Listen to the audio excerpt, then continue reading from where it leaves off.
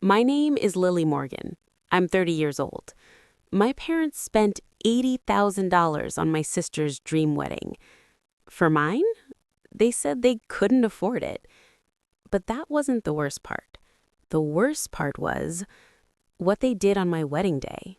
And what my husband did next changed everything. Growing up, there were always two versions of reality in my house, the one my parents believed and the one I lived. My younger sister, Chloe, was perfect. Everything she did was celebrated. When she dropped out of college twice, my parents called her creative. When she quit jobs every few months, they said she was finding herself. Meanwhile, I worked, I studied, I stayed quiet, and I learned early love in my family had conditions. I didn't wait for approval. I moved out at 22, built my own career, marketing manager by 27, paid my own bills, created my own life. And then I met Ethan. Ethan was calm, grounded, different.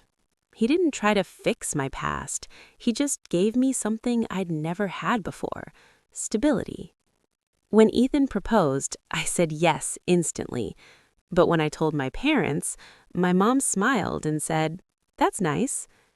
That was it. No excitement, no questions, nothing. Then came the real blow. A month later, my sister announced her engagement, and suddenly, everything changed. My parents went all in. Luxury venue, designer dress, destination honeymoon, $80,000 wedding. For Chloe. When I asked for help, my dad said, "You're independent. You don't need us." I decided not to argue. Ethan and I planned a small, beautiful wedding. Simple, meaningful, ours. But then, 2 weeks before the wedding, my mom called. "Sweetheart," she said carefully, "Chloe's honeymoon dates got changed." I froze. "And?" "Well, it overlaps with your wedding weekend." My chest tightened. "What does that mean?" Silence. Then she said it. "We might not be able to stay long." I felt that same old feeling. Second place. Again. But this time, it wasn't just me. It was my wedding, my life, and something inside me started to change. The wedding day arrived. Beautiful outdoor venue, soft lights, close friends. Ethan's family was warm, loving. Everything felt right, except one thing. My parents were late. Of course. The ceremony went perfectly. For a moment, I forgot everything. Until the reception. 20 minutes in, my parents stood up. My mom walked over. "We're going to head out now." I stared at her. Now? Chloe's flight is soon. And just like that, they chose her. Again. In front of everyone. That's when Ethan stood up. The music stopped. The room went quiet. And for the first time, he spoke. Calm, clear, controlled.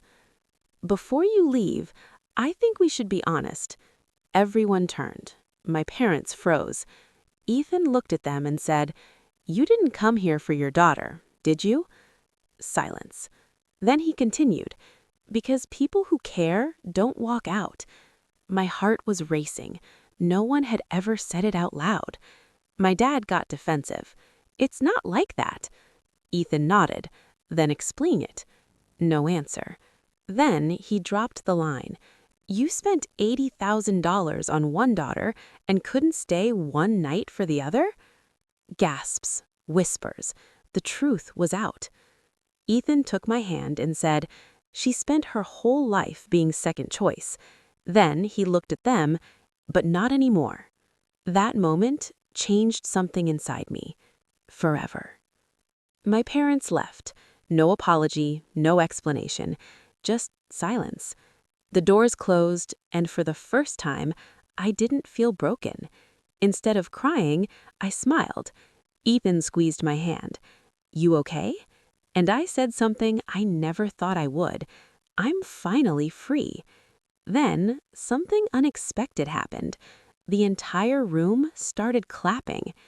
That night taught me something powerful. Family isn't about who raised you. It's about who stands beside you when it matters most. Because people who truly love you don't make you feel second. And if they do, you don't chase them, you outgrow them.